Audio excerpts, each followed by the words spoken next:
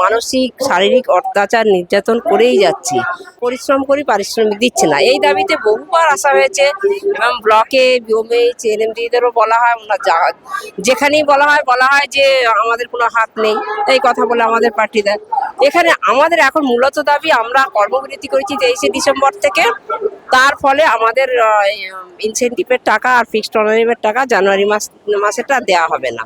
সেই দাবিতেই আমরা আজকে এসেছি এখানে। আমরা সই করি না, কিন্তু আমাদের বিনা জিরো ব্যালেন্স দেখিয়ে আমাদের আশাকর্মীদের সই নিয়ে জমা দেওয়া হলো কেন, তার জবাব দিতে হবে। এখানে স্বাস্থ্য ভবন এতটাই চালাকি করছেন যে গৃহস্থকে বলছে জেগে থাকো, চোরকে বলছে চুরি করো। এইটাই আমাদের সিওমএইচ স্যার বলছেন যে আমার কাছে ট্রেজারিতে টাকা পড়ে আছে, যদি বিওমএইচ অর্ডার দেন, এনএমডিতে অর্ডার দেন, ফরওয়ার্ড করে দিয়ে দেন যে কাজের হিসাব, তাহলে আমরা এক্ষুনি ছেড়ে দেবো। এখানে মূলত এরা স্বাস্থ্য ভবন থেকে আমাদের কোনো অর্ডার কপি দিচ্ছে না। আমাদের 5250 টাকার বিনিময়ে যে কতটুকু কাজ করব সেই কাজের হিসাব দিয়ে দিলে আমাদের কম মাইনে দিক, কিন্তু আমাদের কাজের হিসাব তো দেবে।